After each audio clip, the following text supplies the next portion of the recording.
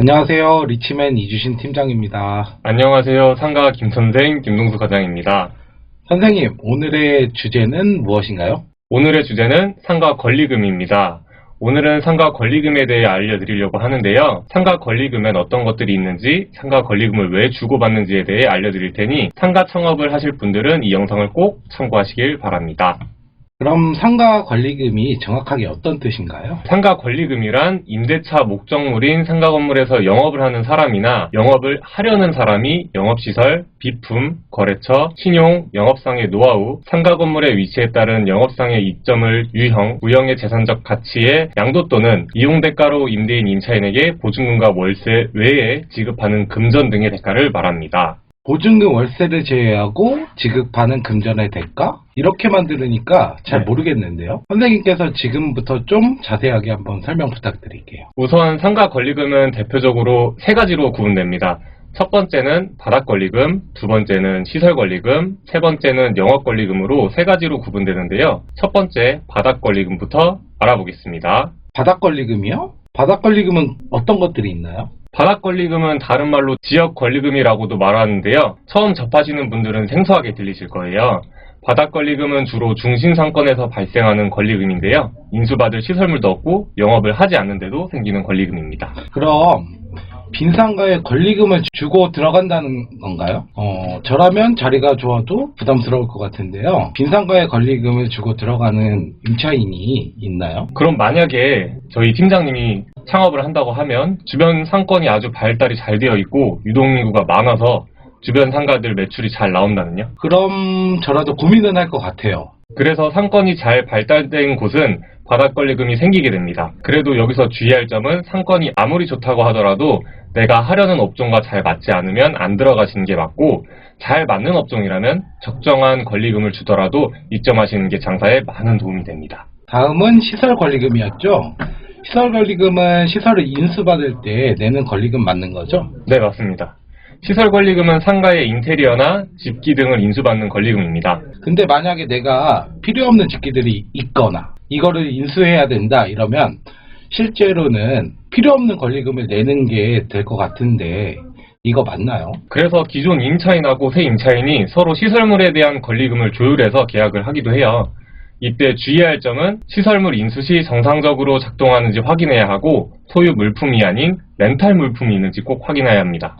권리금을 내고 시설을 인수했을 때 렌탈인지 소유 물품인지 이런 부분은 꼭 체크하시고 가셔야겠습니다. 마지막으로 영업 권리금이네요. 네, 영업 권리금은 시설 권리금과 다르게 무형의 자산에 대한 권리금입니다. 노하우나 단골, 학원의 학생 수 등에 대한 기대 수익에 대해 주는 권리금인데요. 이 경우에도 확인해야 할 게 장사가 실제로 잘 되는지 꼼꼼하게 확인해 봐야 하고, 상가의 실제 매출표를 검토해서 적정한 권리금인지 봐야 합니다. 제가 알고 있기로는 가게를 팔려고 이제 계획을 하잖아요, 점주들이. 네네. 그러면 몇 개월 전부터 본인 가게에다가 매출을 찍는 거를 한다고 이렇게 얘기를 많이 들었어요. 네네. 그런 경우도 있나요?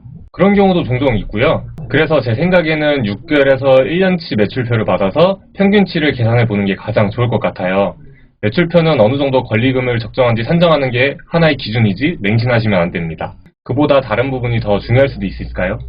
그러면은 이제 내가 마음에 드는 상가가 있을 때 네. 그쪽에 이제 매출만 믿지를 말고 실제로 이곳이 입점을 했을 때 장사가 잘 될 것인지 이런 기준도 판단을 해야 된다는 거죠. 네, 맞습니다. 지금까지 상가 권리금 중에 바닥 권리금, 시설 권리금, 영업 권리금을 알아봤는데요. Q&A도 준비하셨다고요? 네, 제가 상가 컨설팅을 하면서 자주 받았던 질문들을 간단히 정리해 보았습니다. 그럼 바로 확인해 보겠습니다. 권리금은 언제 회수해야 되는 건가요? 권리금은 상가 계약이 종료되기 6개월 전부터 계약이 종료되는 그 사이 기간에 새로운 임차인을 구해야 합니다. 하지만 금액이 큰 만큼 계약이 쉽지 않으니 넉넉하게 기간을 두고 계획을 잡는 것을 추천드립니다. 그러면 내가 이제 나가고 싶다고 바로 가게가 정리되는 게 아니니까 좀 미리미리 계획을 잡고 정리를 하셔야 된다는 거죠? 네, 이제 상가 권리금 같은 경우에는 인테리어나 집기류가 한두 푼이 아니잖아요. 네네. 그거를 회수하기 위해서는 단기간에 물건을 내놓는 것보다는 네. 장기간의 시간을 두고 여러 손님을 만나면서 조율을 해서 최상의 권리금을 받는 것을 추천드립니다. 두 번째 질문입니다.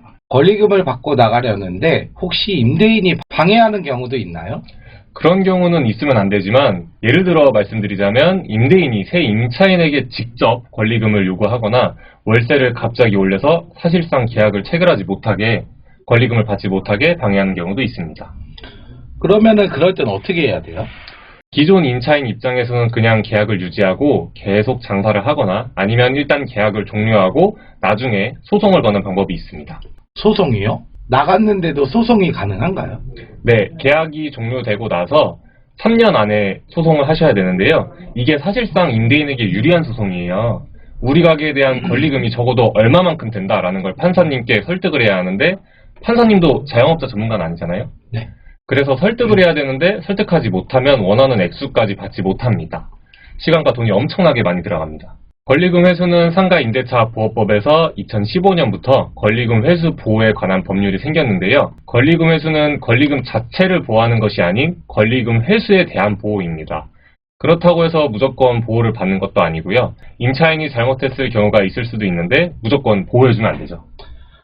그러면 권리금 회수의 기회를 준다고 했는데 예를 들어서 권리금이 3천만 원이다. 그럼 3천만 원을 회수받을 수 있는 보호를 해주는 게 아니라 3천만 원을 회수할 수 있는 기회를 주는 거네요. 2천만 원이 될 수도 있고 뭐 그쵸. 1천만 원이 될 수도 있고 어쨌든 원하는 권리금을 회수할 수 있는 기회를 준다. 이렇게 알고 있으면 되겠네요. 네, 깔끔하게 정리하셨네요. 그러면은 어떤 경우에는 권리금 보호를 받지 못하나요? 임차인이 3기의 월세에 해당하는 금액을 연체하는 경우랑요. 임대인의 동의 없이 무단 전대를 한 경우, 상가의 가치를 현저히 훼손하였을 경우 법적으로 보호를 받을 수 없습니다.